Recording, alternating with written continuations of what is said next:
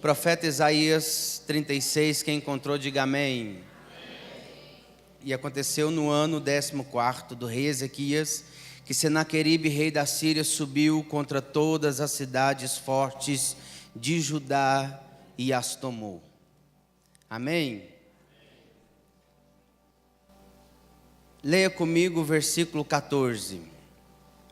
Assim diz o rei: não vos engane Ezequias, porque não vos poderá livrar. Amém? Eu quero convidar você a fechar o teu olho e a fazer uma oração junto comigo. Peça para que Ele venha falar com você nessa noite. Ele está aqui, Ele quer ouvir a sua voz e Ele quer falar com você. Senhor Jesus, te glorificamos por esta oportunidade, te glorificamos por tudo que o Senhor tem feito por nós.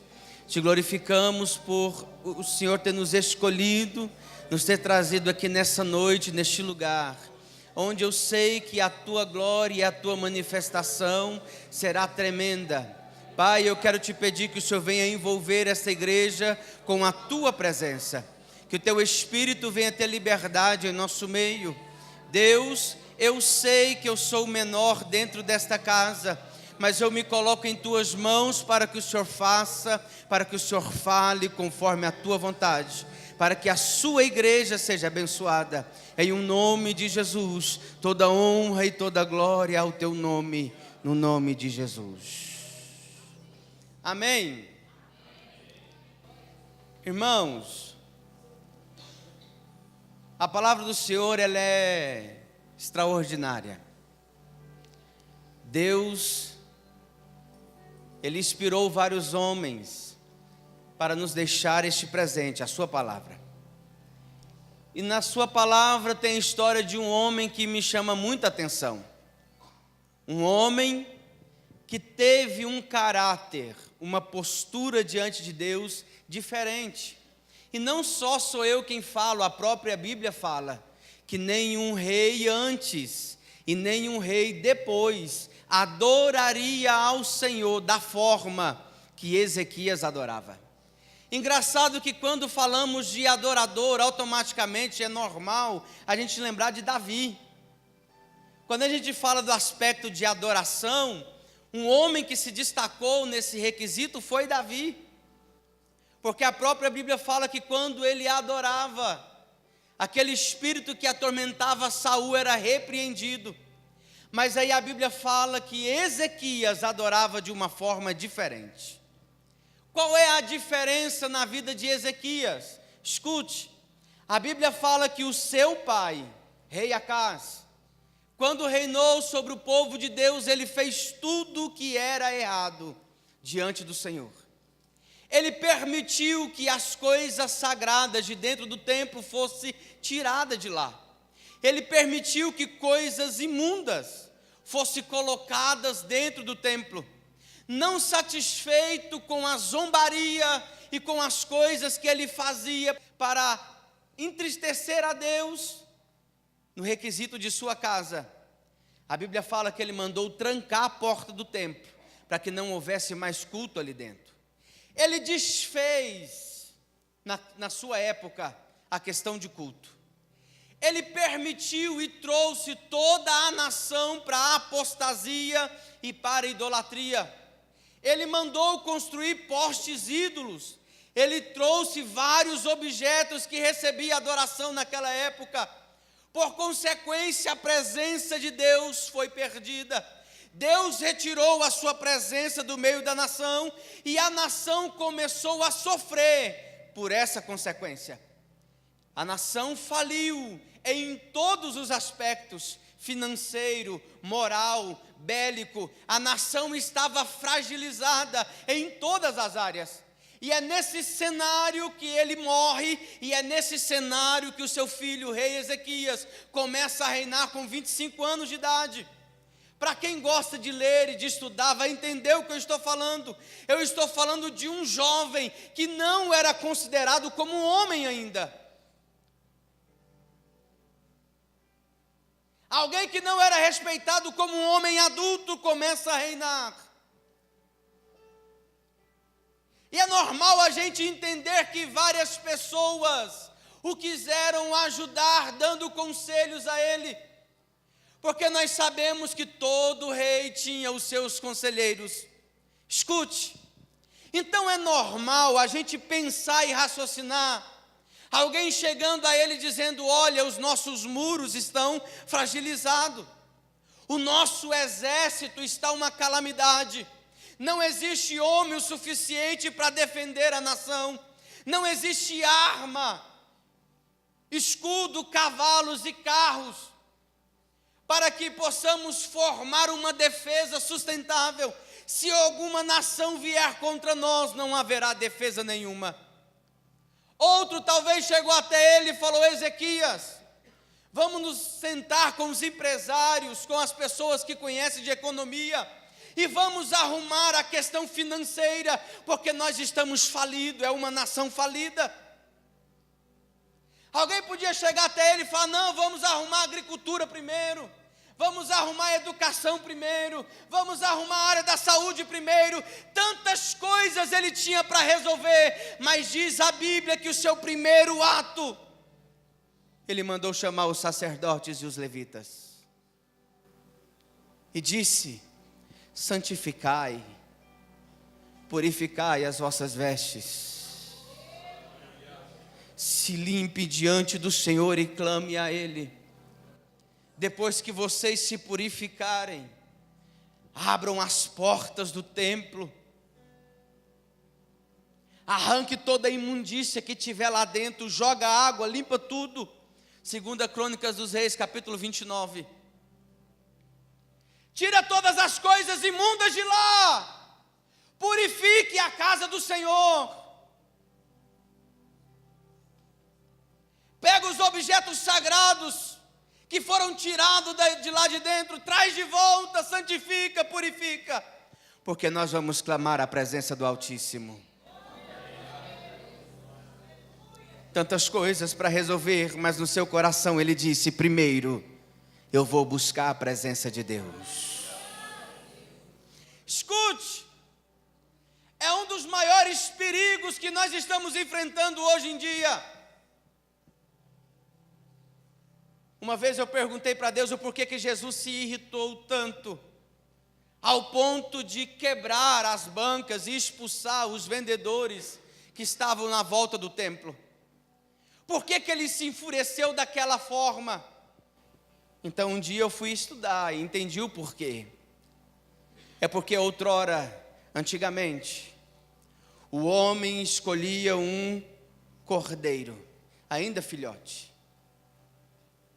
Quando aquele cordeiro nascia, que ele olhava e via nele perfeição, ele separava aquele cordeiro, e durante 1 ano, ele cuidava separado aquele cordeiro, para que no dia do culto ele pegasse aquele cordeiro que ele cuidou no decorrer de 1 ano e oferecer ao Senhor. Então ele pegava o mais perfeito, o mais bonito e cuidava. Traduzindo, ele cuidava de um culto durante 1 ano, para depois apresentá-lo a Deus. Quando chegou a época de Jesus, que Jesus vai chegar no templo, aqueles vendedores, a gente imagina que eles estavam ali vendendo comida, lembranças. Não, eles vendiam oferenda, porque já não se havia mais cuidado com o culto. O pai de família passava o ano inteiro cuidando das suas coisas, das suas preocupações. Ele não preocupava com o culto. E no dia do culto, antes de chegar no templo, primeiro ele passava em uma banca para comprar um culto para oferecer ao Senhor. Então, se ele tinha dinheiro, ele comprava um culto bonito, um culto perfeito, entre aspas, mas que alguém que tinha preparado e cuidado. Quem não tinha dinheiro pegava qualquer culto, qualquer animal com defeito e apresentava diante do Senhor. Quando Jesus viu aquilo, este é o motivo que ele se enfureceu. não era por causa dos mercadores, mas porque os mercadores significava o tipo de culto que estava sendo oferecido a Deus ali. Não estamos distantes disso. Eu louvo a Deus por essa igreja. Eu posso falar que eu ando um pouquinho. Tenho amigos pregadores que andam muito mais do que eu. Mas é difícil encontrar pastores que pagam preço para entregar um alimento de qualidade para a sua igreja. Hoje está mais fácil contratar aqueles que vêm oferecer alimento. Mas essa igreja tem uma preocupação, o seu pastor e os demais pastores da igreja são aqueles que mais ministram aqui. Então o alimento está sendo bem cuidado. E isto é raro, irmãos. Isto é muito raro. Quando Ezequias pegou a nação daquela forma, a primeira preocupação que ele teve foi com a presença de Deus, para depois resolver as outras coisas. Este é um cuidado que muitos de nós não conseguem entender e não conseguem ter. Porque quando estamos diante de uma situação complicada, primeiro, nós fazemos aquilo que os discípulos fizeram no mar. Mateus capítulo 8. Primeiro nós vamos lutar contra a tempestade. Primeiro nós vamos tentar equilibrar o barco nas águas. Primeiro nós vamos na nossa capacidade, nós vamos na nossa inteligência, do nosso jeito. Só quando entendemos que não vamos conseguir, é que nós lembramos que Cristo está no barco. Nós tentamos da nossa forma. Só quando não alcançamos é que nós vamos lembrar que Jesus está no barco. E Ezequias vem nos ensinar o contrário. Estava uma bagunça. Ele poderia bater no peito e dizer: eu vou resolver tudo. O meu pai fez tudo de errado, agora eu vou fazer tudo certo e eu vou mostrar que eu sou o cara. Não. A primeira coisa que ele fez foi convidar Deus para controlar o seu reinado. Ele chama a nação diante do templo. Ele manda os sacerdotes ler a palavra do Senhor, a Bíblia naquela época. A lei do Senhor foi lida para que toda a nação ouvisse. De manhã até a tarde o povo ficavam de pé diante do templo ouvindo a lei do Senhor. E diz a Bíblia que houve um grande avivamento, porque quando o povo começou a ouvir a lei, eles começaram a lembrar dos seus pecados, eles começaram a lembrar dos seus erros, e eles começaram a se dobrar diante do Senhor arrependidos, e clamavam perdão a Deus, e o Espírito do Senhor veio sobre a terra. Deus desceu a sua glória, mais uma vez sobre o templo. Deus trouxe a sua presença para o meio da nação. Ele mandou destruir todo tipo de idolatria que havia. Qualquer coisa que recebia adoração, ele mandou desfazer e destruir. Até a serpente que Moisés tinha construído lá no deserto, a mando de Deus, ainda estava no meio do povo de Deus recebendo incenso. Ele mandou quebrar, mandou desfazer e disse: somente a Ele toda honra e toda glória, somente a Ele todo louvor. Não haverá mais nenhum culto estranho no nosso meio. Toda a honra, toda a glória, todo culto, todo louvor, somente o Altíssimo é digno de receber. Escute. Diz a Bíblia que durante 14 anos o seu reino prospera. A Bíblia fala que tudo o que ele fez, ele prosperou. Aonde ele colocou a mão, ele foi próspero. Entenda o que Deus está falando contigo, filho. Tem muitas pessoas sofrendo e não entende o porquê que o sofrimento não passa. É porque até hoje você não convidou Deus para controlar a tua vida. Tem muitas pessoas dentro da igreja que servem a Deus já há um certo tempo, mas ainda não entendeu o que realmente significa servi-lo. Escute, aceitar a Jesus Cristo como Senhor da tua vida é você passar para o banco do passageiro e entregar a direção da tua vida totalmente na mão dele. Tem muitas pessoas que publicamente levantaram a mão e aceitaram a Jesus, mas até hoje é Ele quem manda para onde o carro vai. Eu sei que Deus está falando com alguém aqui, entenda. Deus já tem falado com você o que Ele deseja, qual é a expectativa dEle, qual é o projeto dEle para a tua vida, mas há algum tempo você está dizendo: Deus, não, chegou a hora, eu vou esperar mais um pouco, o ano que vem eu começo, depois eu começo. Entrega a tua vida diferente na mão dEle, totalmente, sem reserva, e Ele vai fazer o melhor para você. Entenda uma coisa: quando você fizer isso, o resultado, o sucesso, não é garantido na tua capacidade ou naquilo que você pode. Quem vai garantir é Ele. Se entrega para Ele de verdade. Ezequias entregou o seu reinado, e durante 14 anos tudo o que ele fez, ele prosperou. A Bíblia fala que toda guerra que ele foi vencedor. Mas de repente levanta Senaqueribe. Depois de 14 anos de sucesso, Senaqueribe se levanta. E isso me causa um nó na garganta, e eu custei entender o porquê que Ezequias tomou a atitude que ele tomou. A Bíblia fala que quando o exército cercou, o mensageiro de Senaqueribe veio e trouxe a mensagem do rei. E disse a ele: olha, assim diz Senaqueribe, o grande rei da Síria: venha e faça aliança comigo. Vocês vão continuar comendo das vossas comidas, aquilo que vocês estão acostumados a plantar e colher, isso eu não vou tocar. Vocês vão continuar bebendo da água de vossas cisternas, vocês vão continuar morando na mesma casa que vocês moram. Vocês não vão sofrer nenhum prejuízo se vocês fizerem aliança comigo. Mas se vocês não fizerem aliança comigo, eu, Senaqueribe, eu vou invadir a terra, eu vou escravizar o povo, vou fazer o povo comer fezes diluído em urina, está na Bíblia. E eu vou destruir o Deus de Israel, porque eu, Senaqueribe, me levantei contra Arpade, contra os deuses de Arpade e os venci. Eu me levantei contra Sefarvaim, contra os deuses de Sefarvaim e os venci. Eu me levantei contra Ramate, contra os deuses de Ramate e os venci. Porventura seria o Deus de Israel poderoso o suficiente de livrar vocês de minhas mãos?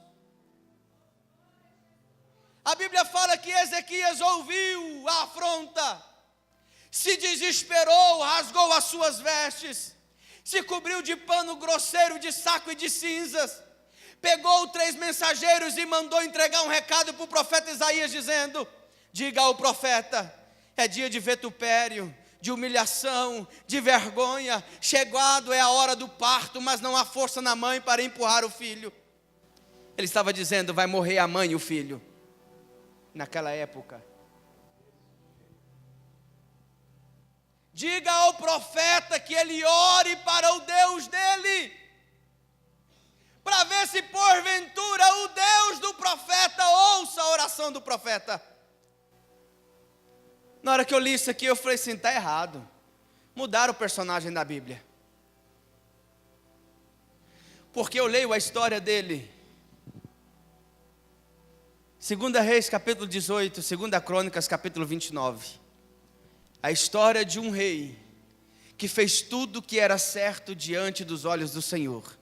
A história de um rei que 14 anos está experimentando a bondade e a grandeza de Deus. A história de um rei que 14 anos ele só tem sucesso em tudo que ele faz.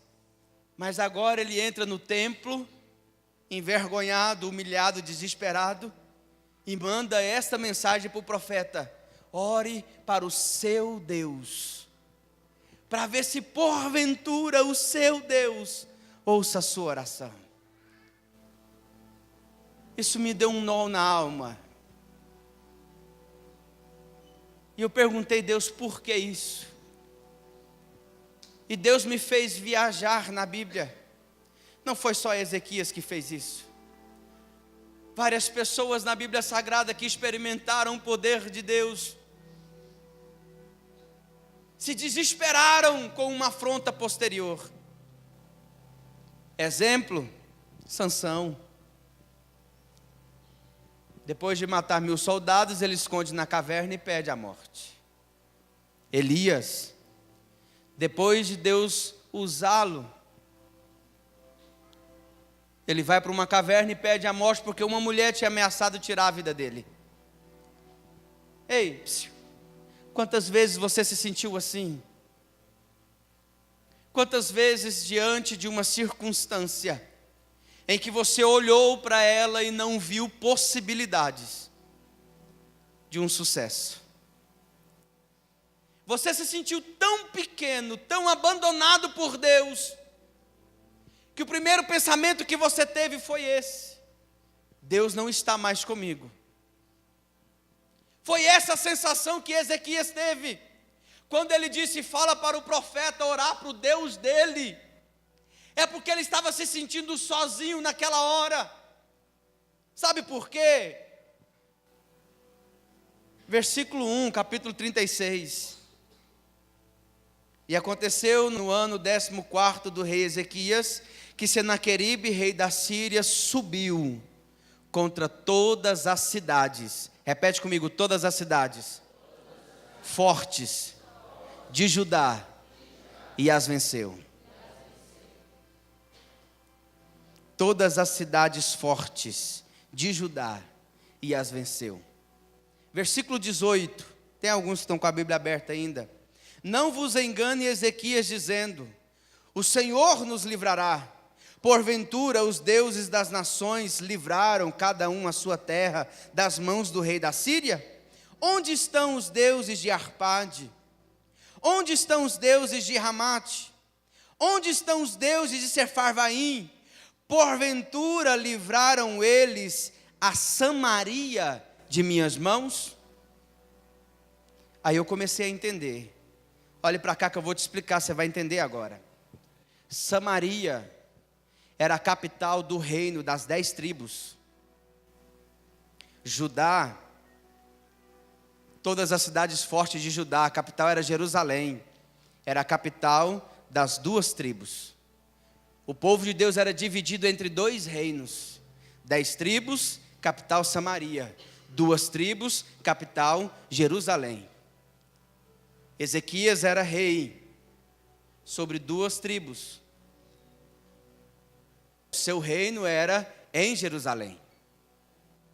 Então aqui no versículo 1 a Bíblia fala: Senaqueribe já tinha tomado todas as cidades fortes de Judá, e já tinha tomado a Samaria.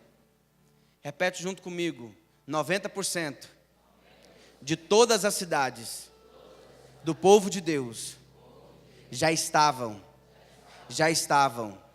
vencidos. Faltava Jerusalém.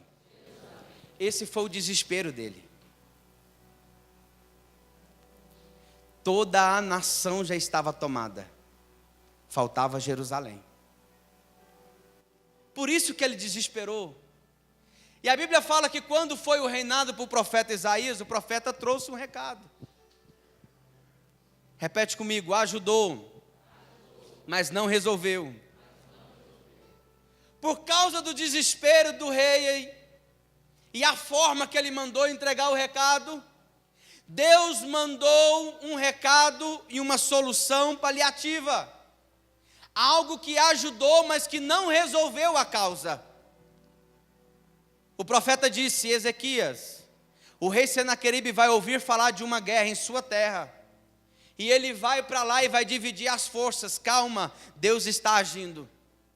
E assim aconteceu, e a Bíblia fala que Ezequias começou a andar na cidade a dizer: Deus está do nosso lado. Ele começou a trabalhar e certamente a vitória será nossa. O povo começou a se animar. Aonde Senaqueribe estava, ele ouviu o que estava acontecendo. E a Bíblia fala que ele mandou a afronta de volta. O seu exército ainda estava cercando a cidade. Eles não tinham ido embora, e Senaqueribe volta e manda dizer a Ezequias: aonde está a tua confiança? No Egito? Aquela cana quebrada que quem encosta nele fura sua própria mão? Que confiança é essa que você tem? No Deus que você serve? Eu vou invadir a terra, vou escravizar e humilhar o povo. e eu vou destruir o Deus de Israel. A Bíblia fala que Ezequias entrou no templo, não desesperado como da primeira vez, mas agora ele entra como servo de Deus, como um adorador de Deus. A Bíblia fala que ele se prostra, e ele começa a sua oração adorando a Deus, reconhecendo a sua grandeza, a tua magnitude. E depois que ele o adora, ele pega a carta, a afronta e apresenta a Deus, dizendo: Deus, ouça o que diz o meu inimigo, contempla a afronta de Senaqueribe contra mim. Olhe para cá, vou te ensinar um segredo. A Bíblia fala que quando Lázaro adoeceu, um mensageiro foi até Jesus e dizer que seu amigo estava doente.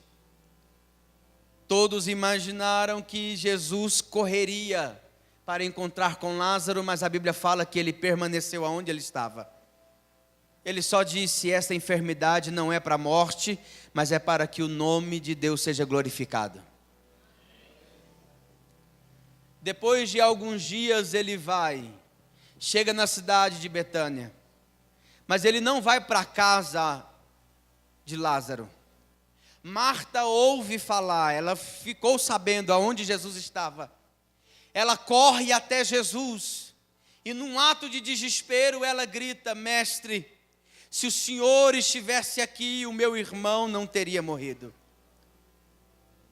Ele disse: se crer, ainda que esteja morto, viverá.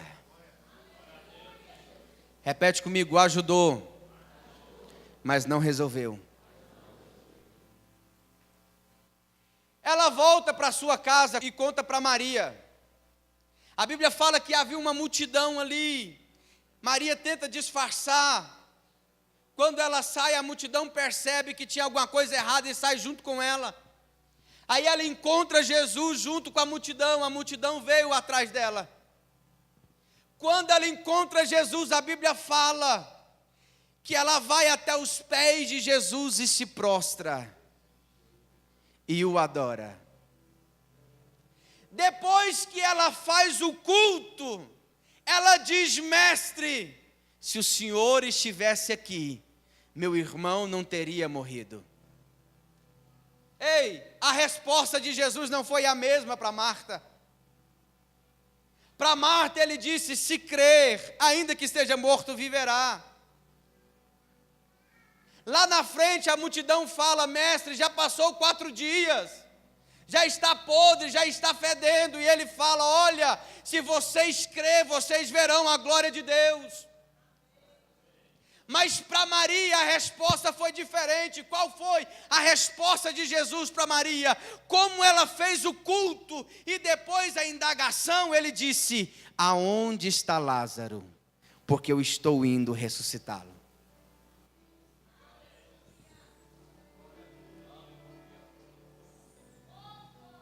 Ezequias, a primeira vez desesperado, entrou no templo desesperado, rasgou as suas vestes, se cobriu de pano de saco e grosseiro, de cinza, mandou chamar o profeta.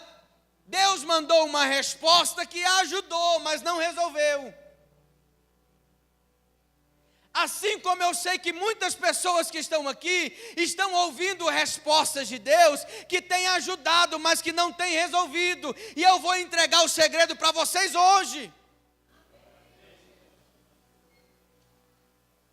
A segunda vez Ezequias entra no templo, adora o Senhor, reconhece a sua majestade e coloca diante de Deus a sua questão. A Bíblia fala que o Espírito de Deus foi na casa do profeta. Ei, graças a Deus eu sei que essa igreja não faz isso, mas tem umas igrejas por aí que eu conheço que tem muitas pessoas assim. É só ouvir falar de um profeta não sei na onde, ele abandona o culto da sua igreja para ir atrás da onde o profeta está. Ah, tem um profeta fulano de tal lá em Santa Helena. Ele sai de Rio Verde, vai lá em Santa Helena para assistir o culto aonde está o profeta fulano. Ah, tem um ciclano lá em Jataí. Ele vaza para Jataí, fica correndo atrás de profetas. Aprenda a fazer culto, que são os profetas que terão que procurar a tua casa. Aprenda a fazer culto, porque se faltar profeta não tem importância. Deus manda anjo descer para socorrer a tua causa e a tua família. Pode até acontecer de faltar anjo, não tem importância. O próprio Deus desce, mas o sucesso da tua causa está garantido na mão dele. Ele fez o culto, adorou a Deus, clamou ao Senhor. O Espírito de Deus foi na casa do profeta. Foi o profeta Isaías que teve que vir aonde estava Ezequias. E ele disse: assim diz o Senhor, esta afronta já foi resolvida. O inimigo não pisará sobre a terra. Eu sei que eu tenho muito tempo ali e eu poderia explicar o que significa terra. Terra significa promessa. Deus disse para Abraão: sai no meio dos teus parentes, no meio da tua parentela, e vai para uma terra que eu te mostrarei. Terra significa promessa. O diabo tem tentado invadir a promessa de Deus na tua vida. O diabo tem tentado neutralizar a promessa de Deus sobre a tua casa, sobre a tua família. Mas eu estou aqui como profeta e como mensageiro de Deus, como ministro de Deus, para te dizer: ouça o que o Espírito Santo está dizendo. Ele não tem poder para tocar naquilo que Deus falou. Ele não é homem para que minta, nem filho de homem para que se arrependa. O que Deus disse não passa. Pode passar os céus e a terra, mas a palavra dele sobre a tua vida, ele zela e ele vai cumprir. Será que você pode levantar a tua mão e dar um glória a Deus bem gostoso por isso?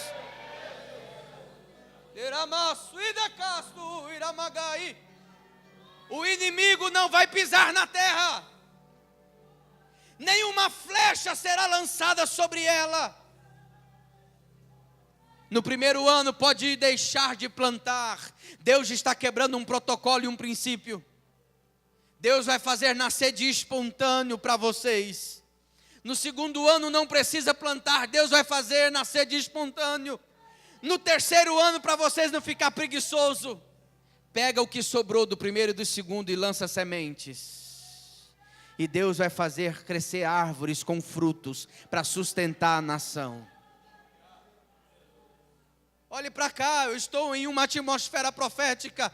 Eu estou te dizendo que aquilo que o diabo projetou para te envergonhar, aquilo que o diabo projetou para envergonhar a tua casa, aquilo que o inimigo projetou para destruir a tua família, Deus está revertendo em bênção. Você não vai saber de onde está vindo, mas vai nascer de espontâneo sobre a tua vida, para que o nome do Senhor seja exaltado.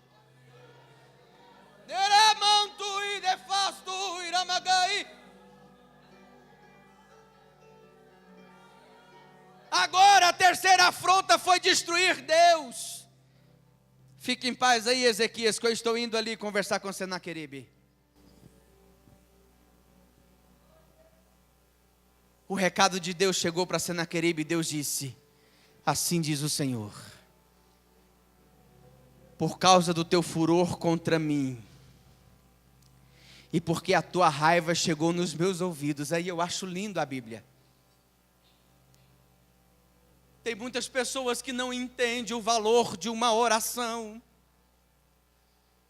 Êxodo capítulo 3, Deus encontra Moisés lá no Monte Horebe, em um fogo que não consumia, uma sarça. Quando Moisés chega ali, ele fala: tira a sandália dos teus pés, porque aonde tu pisa é santo. Moisés, eu te escolhi para livrar o meu povo do jugo do Egito. Senhor, eu por quê? Calma, Moisés. É porque eu ouvi o clamor do meu povo. Moisés, eu ouvi a aflição do meu povo. Moisés, eu conheço a dor do meu povo, porquanto eu desci para livrá-los com um braço de fogo.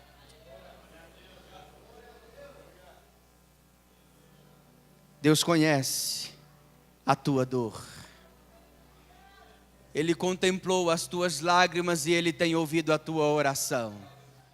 E Ele marcou essa noite para te dizer: filho, eu conheço você. E chegou o meu socorro sobre a tua vida, chegou o meu socorro sobre a tua vida. Só aqueles que estão recebendo o socorro de Deus para adorá-lo e para glorificá-lo. Chegou o socorro de Deus em favor da tua família. Chegou o socorro de Deus em favor do teu ministério. Há muito tempo você está ouvindo homens usados pelo diabo, dizendo que não vai dar certo, que não tem jeito, dizendo que você não vai dar conta. Mas o socorro de Deus chegou em teu favor, e eles vão contemplar o que Deus vai fazer, porque Ele vai honrar a tua fé.